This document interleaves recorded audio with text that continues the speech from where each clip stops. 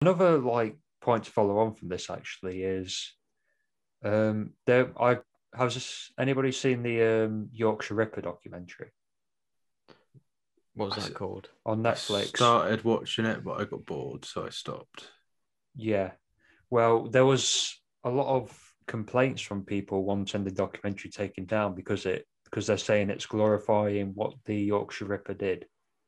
Does this could also relate to biopics actually? Do we think that we should be? Do you think we should be shown these documentaries and biopics as well about these murderers? Like you've got Ted Bundy as well with Zac Efron. You've got Ted the thing Bundy. is, you've got loads of them coming out now as well. So Yeah. you had and usually the format that they do, and they don't make them as films, they'll make them as series, or it'll go on like a streaming site, or it'll be televised and then put on a streaming site like BritBox or BBC iPlayer or something.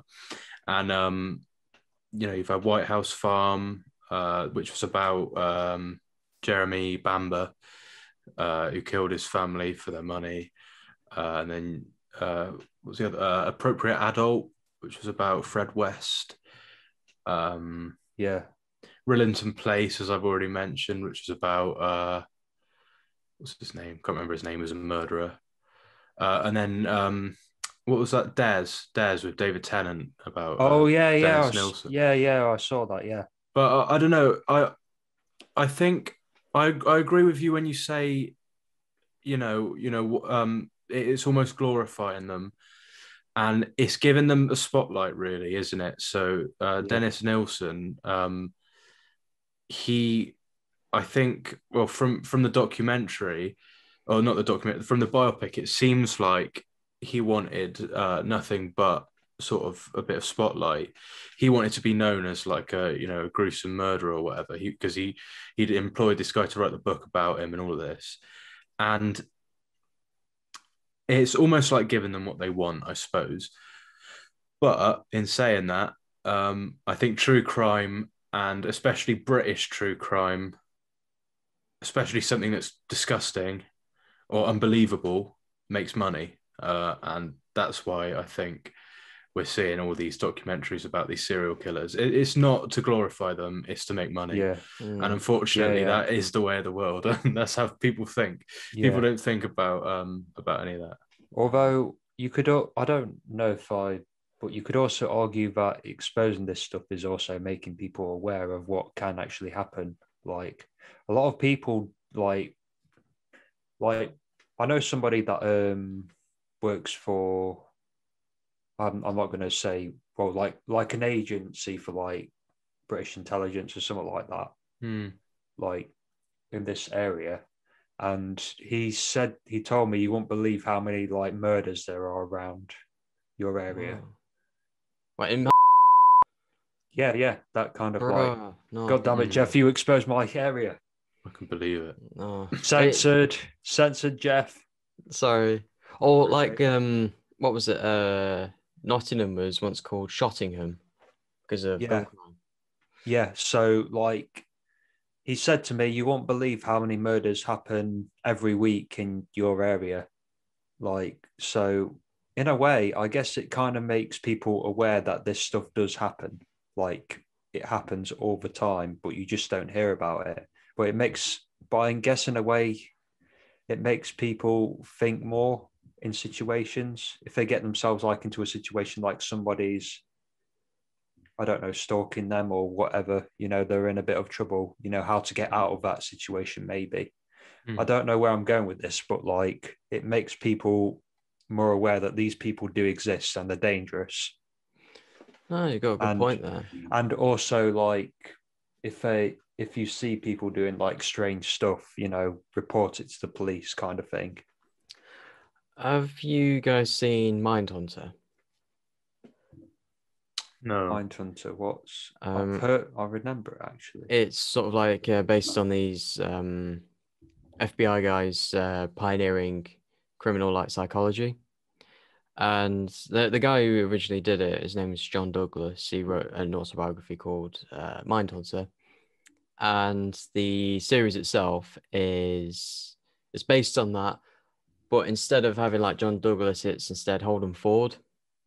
So they've Right. created like it's basically you serve the same function but a different character. So all the personal interactions that they can just make it up.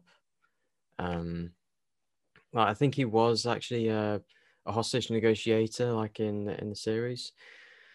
But he interviews all these different real life criminals, like serial killers, with all these like tense like interviews and like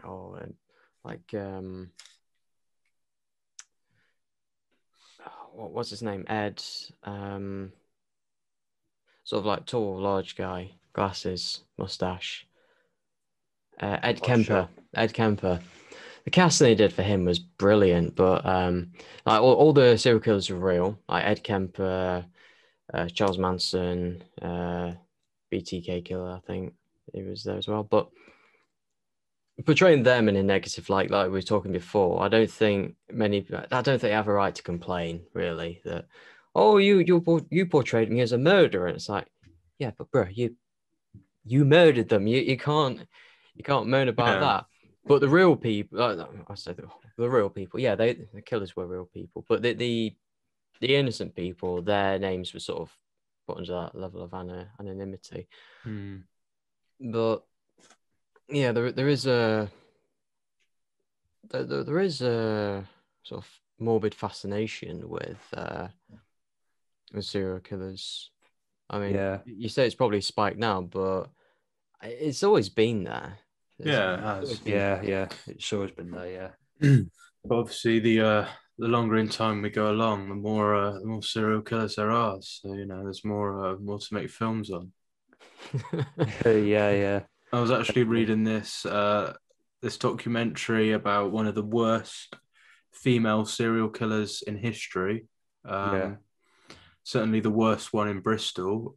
She lived not far away from where I live. And this was in the Victorian time, so don't worry, Wow. I'm perfectly safe. I'd be safe anyway because she had a thing for murdering babies. Wow. And here's the thing: did you know in the Victorian times, if a lady didn't have a husband, obviously it was seen as like a taboo back then to have a baby without a husband, or to be a single mother. Women would choose to have their babies put down at birth because the shame of being a single mother was too much for them to endure. Holy shit. And it was perfectly legal back then to just to ask the doctor to put it down. They do it, and I'm pretty sure it was all right, and yeah, this woman basically had a son with her husband, and I think her husband might have died or something, or they got divorced or something. And obviously, divorce was pretty rare back then. And then she became like a nanny, and during the time that she was a nanny, she murdered over 400 babies, and I think she went to prison. Yeah, she went to prison. I think they released her, and she just started killing them again. But by the end of it, she wasn't so careful about how she, sort of how discreet she was being with the old murdering. So she started leaving bits and bobs everywhere. You can probably imagine. Yeah. But yeah, pretty gross to be fair. It's like Howard Shipman. Like, he's one of the more prolific serial killers in the UK, isn't he? That have been caught. Probably in the world, actually. I think he probably killed more people than anyone else ever has, because he started when he was so young or whatever. And I mean, his method was so discreet because he was a doctor and he was respected. Killing people in the homes, people that you'd think, oh, well, they would have died anyway. Yeah. And you don't realize that it was at his hands. Yeah. Well, Yeah. there's also, have you heard of the Manchester Pusher? No, I've heard of the Bristol Pusher.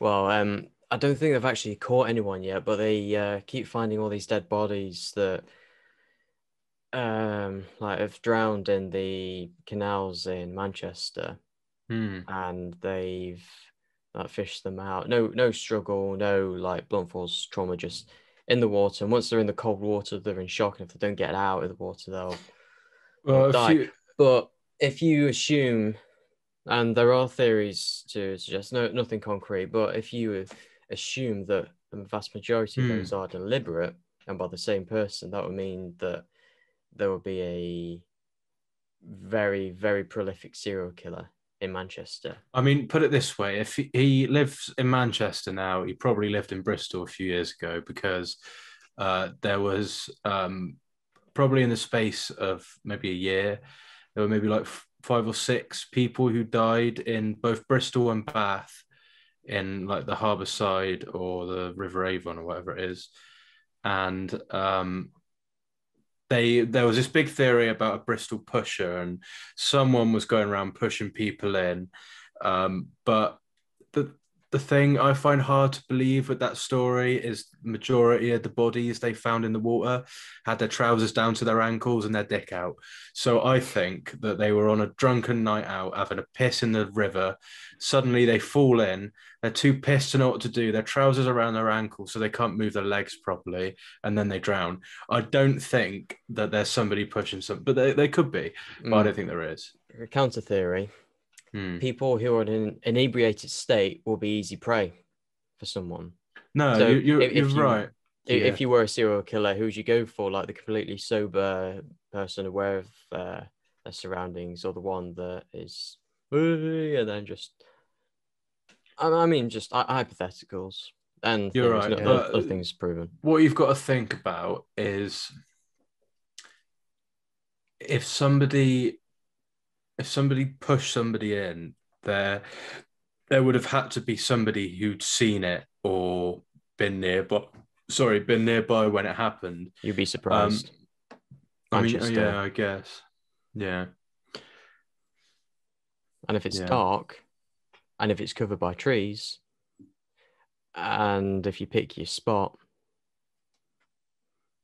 Don't pick your spots.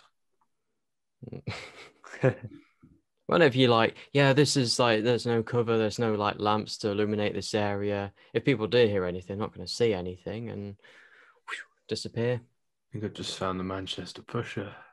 Hmm? Just found the Manchester pusher. No. But yeah, like it's serial killers and that and are interesting. It's just, I don't think everyone who watches anything to do with serial killers want to kill people.